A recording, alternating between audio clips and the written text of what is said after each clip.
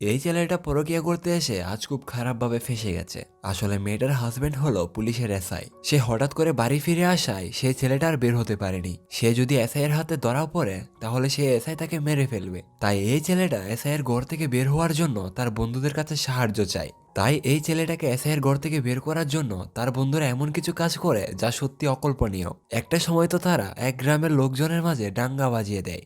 এত কিছু করার পরেও শেষ পর্যন্ত কি তারা রেহাই পেয়েছিল? তারা কি পেরেছিল তার বন্ধুকে নিরাপদে বের করে আনতে? ভিডিওটা শেষ পর্যন্ত দেখো, কথা দিচ্ছি হতাশ হবে না। তাহলে চলো হারিয়ে যায় গল্পের শেষ স্মৃতিতে উইথ দ্য লাস্ট মেমোরি চ্যানেলের আরো একটা নতুন মুভি এক্সপ্লেনেশন ভিডিওতে। আমাদের মুভির শুরুতে একটা বয়েজ হোস্টেল দেখানো হয়, যেখানে এরা তিনজন মিলে ববিকে সাজিয়ে গুজিয়ে রেডি করছে। আসলে সে 4 বছর ধরে গীতা নামের একটা মেয়েকে খুবই পছন্দ করে, কিন্তু সেই মেয়েটাকে এই কথা সে আজ পর্যন্ত খুলে বলতে পারেনি। তাই অবশেষে সে সিদ্ধান্ত নিয়েছে সে আজ তার মনের কথা ওই মেয়েটাকে খুলে বলবে। তাছাড়া গীতা হলো এখানকার প্রিন্সিপালের মেয়ে। কিছু সময় পর গীতা আসলে সে গীতাকে তার ফিলিংসের কথা না বলে তার বন্ধু সিদ্ধুর হয়ে তাকে প্রপোজ করে। আসলে গীতাকে সিদ্ধু পছন্দ করে, কিন্তু সে সবসময় চাইতো ববি যেন তার হয়ে গীতাকে প্রপোজ করে। কিন্তু গীতা সিদ্ধুর সাথে রিলেশনে যেতে রাজি নয়। সে ববিকে বলে তার কথা বাদ দাও, তুমি যদি আমাকে পছন্দ করো তাহলে আমাকে বলো, আমি একবার ভেবে দেখব, কিন্তু দ্বিতীয়বার কখনো ওই সিদ্ধুর নাম আমার সামনে নিবে না। পরের দৃশ্যে গীতাকে প্রপোজ করাই গীতা তার বাবার কাছে এদের নামে বিচার দেয়। তার বাবা তাদেরকে দু একটা কথা শুনিয়ে কলেজ থেকে বের করে দিতে চায়, কিন্তু সেই সময়টাই গীতা এতগুলো বিচার নিয়ে আসে যে তার বাবা এক পর্যায়ে বাধ্য হয়ে তাকেই কলেজ থেকে বের করে দেয়। একদিন ববি তার বন্ধুদের সাথে গাড়িতে করে হোস্টেলে ফিরে যাচ্ছিল, আর সে সময় একটা কাগজ উড়ে এসে তার মুখে পড়ে। সে দেখতে পায় এটা কোনো একটা মেয়ের এক্সামের হল টিকিট। এই কাগজটা ছাড়া সেই মেয়েটা এক্সাম দিতে পারবে না। তাই সে কলেজে গিয়ে মেয়েটাকে সেই পেপারটা ফিরিয়ে দেয়। তখন মেয়েটা খুশিতে ববিকে জড়িয়ে ধরে, আর এই নিয়েই ববি সেই মেয়েটাকে নিয়ে স্বপ্ন দেখতে শুরু করেছে। মেয়েটার নাম দীপিকা। আসলে সে একজন বিবাহিত মেয়ে। তার হাজবেন্ড একজন পুলিশ এসআই। বলতে গেলে সে খুবই কিটকেটে মেজাজের লোক। সে তার হাজবেন্ডকে না জানিয়ে লুকিয়ে লুকিয়ে তার পড়ালেখা কন্টিনিউ করে। তাছাড়া সে তার হাজবেন্ডের অনুমতি ছাড়া তার পরিবারের সাথে কথা বলতে পারে না। তার হাজবেন্ডের কাছেও তাকে দেওয়ার মতো তেমন কোনো সময়ই নেই। তার হাজবেন্ড কখনো তার ফিলিংস গুলো বোঝার চেষ্টাই করে না। এক কথায় বলতে গেলে তার হাজবেন্ডের কাছে তার শরীর ছাড়া আর কোনো কিছুই দামি নয়। আর এভাবেই চলতে থাকে তাদের দিনকাল। একদিন ববি কোনো না কোনোভাবে দীপিকার ফেসবুক আইডি জোগাড় করে তাকে মেসেজ করে। আর এক কথায় দুই কথায় ববি মাঝে মাঝে তার প্রশংসা করতেও ভুল করে না। আর এক পর্যায়ে গিয়ে দীপিকা ববিকে তার মোবাইল নাম্বারটাও দিয়ে দেয়। আর এতে করে তাদের কথা বলা আরো বেড়ে যায়। যেহেতু তার হাজব্যান্ড সারাদিন ডিউটিতে থাকে, সে সময়টা সে খুবই একা ফিল করে। আর এই সময়টাকে কাজে লাগিয়ে ববি ও তার মাঝে একটা সম্পর্ক তৈরি হয়। একদিন ববি জানতে চায় তোমার হাজবেন্ড কি রোমান্টিক? এর উত্তরে দীপিকা বলে হ্যাঁ, আমার হাজবেন্ড রোমান্টিক। ববি বলে তোমার হাজবেন্ড রোমান্টিক কিনা সেটা তুমি কেমনে জানলে? এর উত্তরে দীপিকা বলে আরে পাগল, আমার হাজবেন্ড আমি জানবো না তো কে জানবে? তখন ববি তাকে দ্বিতীয় একটা প্রশ্ন করে যে তুমি আর তোমার প্রতিবেশীর মধ্যে কে সবচেয়ে ভালো খাবার বানায়? এর উত্তরে দীপিকা জানায় অবশ্যই আমি। দীপিকা বলে আমি একবার আমার প্রতিবেশীর হাতের রান্না খেয়েছিলাম, মোটেই স্বাদ নেই, আর দ্বিতীয়বার আমি তার হাতের রান্না খেতে চাই না। আর এখানেই টোপটা ফেলে ববি। ববি বলে এবার বলো তোমার হাজবেন্ড যে রোমান্টিক সেটা তুমি কেমনে বুঝলে? আর এই প্রশ্নের উত্তরে দীপিকার কোনো উত্তরই ছিল না। একদিন দীপিকার হাজবেন্ড তাকে কল করে জানায় তার ইমার্জেন্সি কিছু কাজ আছে, তাই আজকে রাতে তার বাসায় ফেরা হবে না। আর এই সুযোগে দীপিকা ববিকে বলে আমি জানতে চাই আমার হাজবেন্ড রোমান্টিক কিনা। আর এই বলে সে তার লোকেশনটা ববিকে শেয়ার করে। আর ববিও এই সুযোগটা ব্যবহার করার জন্য দীপিকার বাড়িতে চলে আসে। যদিও তারা দুজন বেশ ভালো কিছু সময় দৌড়াদৌড়ি করে নষ্ট করে, এট লাস্ট তারা যখন লাইট অফ করে তখনই দীপিকার বাড়িতে কলিং বেল বেজে ওঠে। তার হাজবেন্ড চলে এসেছে, তাই সে ববিকে ওয়াশরুমের ভিতরে লুকিয়ে রাখে। তার হাজবেন্ড ওয়াশরুমে যায়, কিন্তু ববির ময়লা কাপড় চোপড় বক্সে লুকিয়ে থাকায় সে ববিকে দেখেনি। অন্যদিকে আজ তার হাজবেন্ড তার সাথে কিছু না করেই ঘুমিয়ে পড়ে। সে যখন মাঝরাতে ববিকে বাড়ি থেকে বের করতে চায় তখনই তার হাজবেন্ড তাকে জড়িয়ে ধরে। আর এভাবেই সময়ের পর সময় পেরিয়ে যাচ্ছে, ববি এখান থেকে বের হতে পারছে না। এক পর্যায়ে সে তার বন্ধুদের কাছে সাহায্য চায়। তার বন্ধুরা তো প্রথমে মজা নেয়, পরবর্তীতে বুঝতে পারে বিষয়টা অনেক সিরিয়াস, তাই তারাও বের হয়ে পড়ে ববিকে উদ্ধার করার জন্য। অন্যদিকে আজ এই গ্রামের সবাইকে নিয়ে একটা মিটিং এর অ্যারেঞ্জ করা হয়েছে। এই গ্রামে নাকি প্রতিনিয়তই চুরি আর চুরি, কোনোভাবেই চুরি আটকানো যাচ্ছে না। তাই সকল গ্রামবাসী মিলে সিদ্ধান্ত নেয় যে সকালবেলা মহিলারা এবং রাতের বেলা পুরুষরা এই গ্রাম পাহারা দেবে। অন্যদিকে ববির বন্ধুরা প্রথমে এসআই এর ঘরে গিয়ে এসআইকে জানায় হাইওয়েতে একটা অ্যাক্সিডেন্ট হয়েছে, আর সেই রোগীর অবস্থা খুবই জটিল। বর্তমানে ওই রোগীকে আইসিইউতে ভর্তি করা হয়েছে। ওই পুলিশ অফিসার যখন ওই লোকটার নাম জানতে চায় তখন সিদ্ধু বলে ওই লোকটার নাম শ্রীনিবাস। আর মুহূর্তে এই অ্যাক্সিডেন্টের কথা পুরো গ্রামে ছড়িয়ে পড়ে। আর এই গ্রামের কিছু ছেলে বলে এটা কখনোই অ্যাক্সিডেন্ট হতে পারে না, এটা নিশ্চয়ই তাকে মারার চেষ্টা করা হয়েছে। আর এই অ্যাক্সিডেন্টের পিছনে দায়ী করা হয় সেই গ্রামের পঞ্চায়েতকে। এসআই তখন পঞ্চায়েতের বাড়ির সকল সদস্যকে তাদের বাড়িতে এনে শ্রীনিবাসকে দেখার জন্য রামকে তার সাথে নিয়ে এবং গ্রামের কিছু লোকজন নিয়ে হাসপাতালের উদ্দেশ্যে রওনা দেয়। তাদের এই ছোট্ট একটা কাজ এত দূর গড়াবে তারা তা কখনো ভাবেনি। ভাগ্যক্রমে গ্রামে শিনু নামের কেউ একজন আছে, কিন্তু হাসপাতালের আইসিইউতে এই নামের কেউ নেই। তাছাড়া সেখানে অ্যাক্সিডেন্টের কোনো পেশেন্ট আছে কিনা তাও তারা নিশ্চিত নয়। সব মিলিয়ে তারা খুবই চিন্তার মধ্যে ছিল। আর এটা দেখে সেই গ্রামের লোকজন তাদেরকে সন্দেহ করতে শুরু করে। তারা বিষয়টা ভালোভাবে ক্লিয়ার হওয়ার জন্য একটা গ্রুপ ফটো থেকে তাদেরকে শিনুকে খুঁজে বের করতে বলে। অনেক চিন্তা ভাবনার পর সিদ্ধু একজনকে সিলেক্ট করে, আর সৌভাগ্যবশত এই লোকটাই শিনু। অন্যদিকে দীপিকার আজব কাজকর্মে প্রতিনিয়তই পঞ্চায়েতের পরিবারের সন্দেহ হতে শুরু করে। তারা মনে মনে ধারণা করে যে এই ঘরের মধ্যে কিছু একটা গড়বড় তো আছেই। তাই পঞ্চায়েতের মা ফ্রেশ হওয়ার বাহানায় ওয়াশরুমে চলে যায়। অন্যদিকে এসআই গ্রামের লোকজনকে নিয়ে হাসপাতালে পৌঁছে থেকে সেখানে একজন অ্যাক্সিডেন্ট রোগী আছে।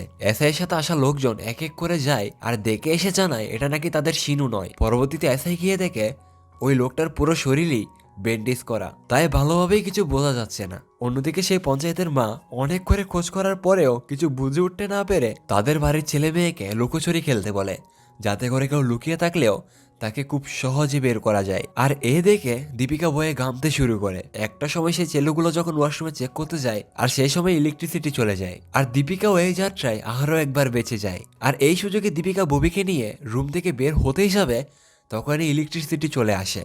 কিন্তু সৌভাগ্যবশত ববিকে পঞ্চায়েতের মা ছাড়া আর কেউ দেখেনি। কিন্তু তার চোখের সমস্যা, তাই সে ভালোভাবে কিছু দেখতে পায় না। এই সুযোগেই ববি আবারও লুকিয়ে পড়ে। অন্যদিকে এসআই অ্যাক্সিডেন্ট করা লোকটাকে নিয়ে এই গ্রামে ফিরে আসে, আর এই নিয়ে গ্রামের দুদলের মাঝে বেশ ঝগড়া লেগে যায়। এই সুযোগে দীপিকা আবারও ববিকে বের করতে যাবে, একদম শেষ মুহূর্তে সেখানে শিনু এসে পড়ে। আর তখনই বিষয়টা আরো গোলাটে হয়ে পড়ে। গ্রামের লোকজন মনে করে এই তিনজন এখানে চুরি করতে এসেছে, তাই তাদেরকে পুলিশের হাতে তুলে দেওয়া হয়। যাই হোক, পুলিশ স্টেশনে কিছুক্ষণ উদুম কেলানি খাওয়ার পর তারা সিআইকে কোনো রকম কনভিন্স করে জেল থেকে বের হয়ে যায়। অন্যদিকে দীপিকা ভাবতে থাকে সে তার হাজবেন্ডকে সব সত্য কথা জানিয়ে দেবে। তাই সে তার হাজবেন্ডকে বলে, আমার আপনাকে কিছু বলার আছে। আমি কিছুদিন আগে শহরে গিয়েছিলাম এক্সাম দিতে, আর সেখানে ভূমি নামের একটা ছেলের সাথে আমার বন্ধুত্ব হয়। আপনি বলেছিলেন আপনি আজ বাড়িতে ফিরবেন না, আর তাই আমি তাকে বাড়িতে ডেকে নিয়েছি। কিন্তু আপনি চলে আসায় আমি তাকে বাথরুমে লুকিয়ে রেখেছি। তবে আপনি আমাকে বিশ্বাস করুন,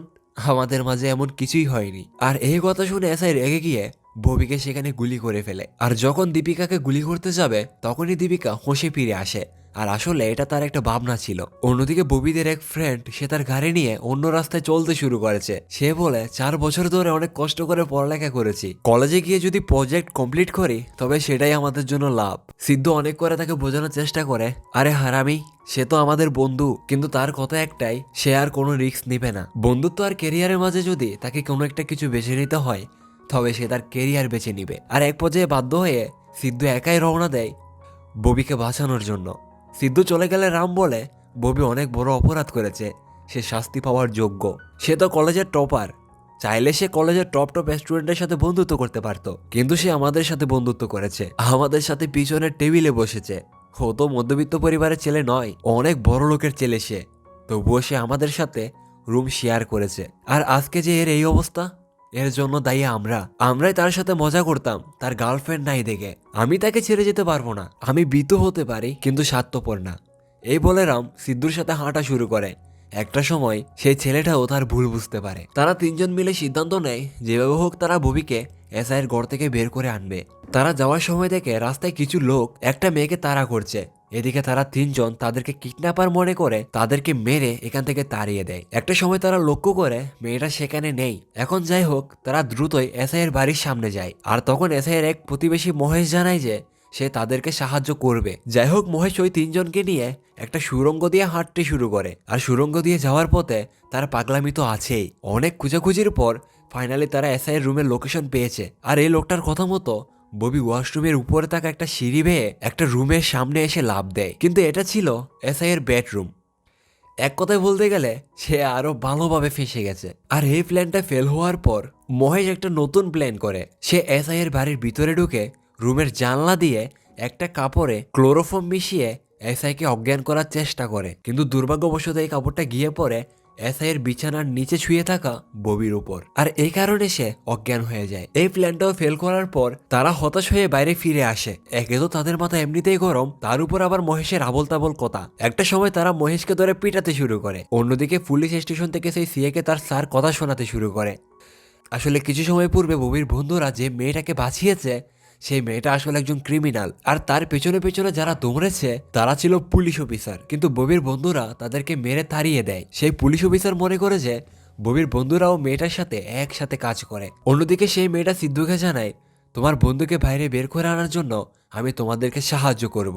আসলে আমি তোমাদের নয়, ওই মেয়েটাকে সাহায্য করতে চাই। আমাদের সমাজ মনে করে ছেলেদের ভুল হতেই পারে, কিন্তু মেয়েরা কখনো ভুল করতে পারবে না। আর মেয়েরা যদি কখনো কোনো ভুল করেই থাকে, মেয়েদেরকে নানান রকমের কথা শুনতে হয়, সমাজের চোখে ছোট হতে হয়, আর সমাজ তো তাদেরকে রাস্তায় নামিয়ে আনে। তার কথা শুনে মহেশ তার সাথে মজা নিলে সে মহেশকে গাছের সাথে উল্টো করে ঝুলিয়ে রাখে। তখন সিদ্ধু বুঝতে পারে এই মেয়েটাকে একটা সুযোগ দেওয়াই যায়। তখন মেয়েটা গাছ বেয়ে ছাদের উপরে গিয়ে এসআইয়ের বেডরুমে প্রবেশ করে। ববিকে সেখান থেকে টেনে বের করতে গিয়ে একটা সময় সে ভুল করে কাপড়টা তার নাকে লাগিয়ে দেয়। অন্যদিকে ববির বন্ধুরা অপেক্ষা করতে করতে এক পর্যায়ে বিরক্ত হয়ে পড়ে। অন্যদিকে দীপিকা মাঝরাতে ওয়াশরুমে যাওয়ার সময় দেখতে পায় ববি আর ওই মেয়েটা মেঝেতে শুয়ে আছে। দীপিকা কোনো রকমে সেই মেয়েটার উপর একটা কাপড় দিয়ে ঢেকে ববিকে অন্য একটা রুমে নিয়ে যায়। এরই মাঝে আবার দীপিকার হাজবেন্ড অর্থাৎ এসআই ঘুম থেকে জেগে যায়, আর সেখানে মেঝেতে শুয়েছিল সেই মেয়েটা। কিন্তু তার গায়ে কাপড় দিয়ে ঢাকা থাকায় এসআই তাকে তার স্ত্রী মনে করে চলে যায়। এসআই ওয়াশরুমে ঢুকলে দীপিকা সেই মেয়েটাকে বিছানার নিচে রেখে সে বিছানার উপরে শুয়ে যায়। অন্যদিকে ববির বন্ধুরা সিদ্ধান্ত নিয়েছে আর যাই হোক তারা এসআই এর উপর আক্রমণ করবে, ববিকে এখান থেকে বের করে আনবেই। আর সেই সময় সেই এসআইকে তার স্যার কল করে জানায় কিছু সময় পূর্বে সে যে তিনজনকে ধরেছে তারা চোর নয়, তারা নাকি খুনি, আর তাদের সাথে একটা মেয়েও আছে। সিআই এসআইকে বলে, তুমি সাবধানে দেখো, ওরা তোমার উপর হামলা করতে পারে। আমি পুলিশ পোস্ট পাঠাচ্ছি, ততক্ষণ তুমি সাবধানে দেখো। আর তখনই তাদের বাসার কলিং বেল বেজে ওঠে। দরজা খোলার পর তারা যখন আক্রমণ করতে যায় তখন এসআই তাদেরকে ধরে ফেলে, তাদের হাত বেঁধে তাদেরকে উড়াধুরা মারতে শুরু করে। আর কিছু সময় পর সিআই এসে সেও উদ্যম কেলানি খেলাতে শুরু করে আর বলে, আরে সালা, তোদেরকে আমি ভালো মনে করে ছেড়ে দিয়েছিলাম, আর তোরা কি না একটা মেয়েকে বাঁচানোর জন্য পুলিশের গায়ে হাত দিলি, যে কিনা তার ছোট্ট একটা বাচ্চা তার হাজবেন্ডকে খুন করেছে। এরা তো বুঝতে পারছে না কি হলো এটা। তখন কিছু একটা ভেবে সিদ্ধু বলে ওঠে, স্যার আমরা জানতাম না তারা পুলিশের লোক, আমরা গুন্ডা মনে করে ওই মেয়েটাকে বাঁচিয়েছি, আর পরে জানতে পারলাম ওই লোকগুলো পুলিশের লোক। তাই কোনো বিপদে পড়ার আগে আমি চেয়েছিলাম ওই মেয়েটাকে ধরে পুলিশের হাতে তুলে দিতে, আর তাই তার পিছু নিতে নিতে এসআই এর বাড়িতে চলে আসি। আর এই মেয়েটা এসআই এর ঘরের ভিতরে আছে। পুলিশ এসআই এর বাড়িতে তন্ন তন্ন করে খুঁজে মেয়েটাকে খুঁজে বের করে। সেই সময় মেয়েটার সেন্স ছিল না, কিন্তু সেন্স আসার পর সে পুলিশদের মেরে পালাতে শুরু করে।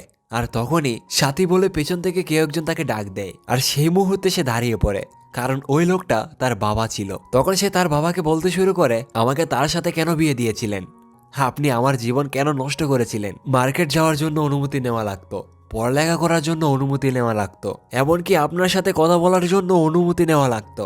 আরে এটা কি কোনো জীবন হলো? আমি তো তার স্ত্রী নয়, তার গোলাম ছিলাম। সে আমাকে কখনো ভালোবাসেনি। আমার ভালো লাগা খারাপ লাগা এসব তার কাছে কোনো গুরুত্বই ছিল না।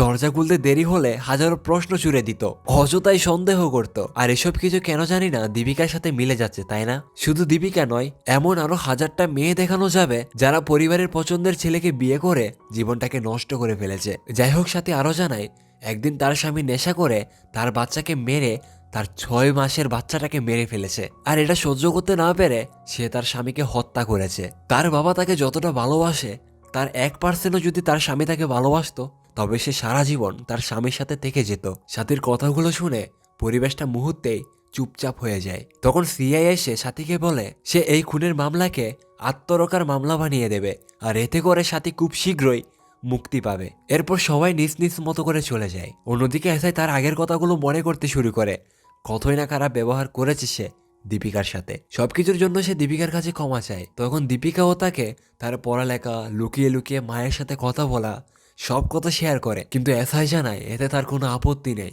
কারণ সে তার ভুলটা বুঝতে পেরেছে। অন্যদিকে ববিকে দেখানো হয় যে এসআই এর বাড়ির সামনে দিয়ে যাচ্ছে। তাকে দেখে দীপিকাও হাসি মুখে বিদায় দেয়। এখন কথা হলো ববি বাইরে আসলো কেমনে? ববি বলে কেউ একজন তাকে একটা সুড়ঙ্গের মাঝে রেখে এসেছিল। পরবর্তীতে যখন তার জ্ঞান ফিরে আসে, পরে সে অন্য একজনের রুম হয়ে বের হয়ে আসে। কিছু সময় পর দীপিকা তাকে মেসেজ করে জানায়, তুমি আমার একটা ভুল ছিলে, আমি মনে করি আমার স্বামী এখন থেকে আমার সাথে একজন স্বামীর মতোই ব্যবহার করবে। আমি নতুন জীবনে পা রাখতে চলেছি। তোমাকে অসংখ্য ধন্যবাদ আমার জীবনে আসার জন্য। আমার সাথে দ্বিতীয়বার কথা বলার চেষ্টা করো না। অন্যদিকে কলেজের প্রিন্সিপালের মেয়ে গীতাও এখন সিদ্ধুকে সময় দিতে শুরু করেছে। একদিন সিদ্ধু তাকে বলে, এমন কাউকে বিয়ে করো না যাকে বিয়ে করার পর তোমার তার থেকে অনুমতি নিয়ে সব কাজ করতে হবে, বরং তাকে বিয়ে করো যে তোমাকে তোমার বাবার মতো করে খুশি রাখবে, তোমাকে পূর্ণ স্বাধীনতা দিবে। এর পরবর্তীতে তারা চারজনই বর্তমানে চাকরি পেয়ে গেছে, আর সবকিছুর পূর্ণতার মাধ্যমে মুভিটা এখানেই শেষ হয়ে যায়। তো এতক্ষণ আমার সাথে থাকার জন্য সবাইকে অসংখ্য ধন্যবাদ। দেখা হচ্ছে পরবর্তী কোনো ভিডিওতে, পরবর্তী কোনো গল্প নিয়ে। সে পর্যন্ত সবাই ভালো থাকবেন, সুস্থ থাকবেন। আল্লাহ হাফেজ।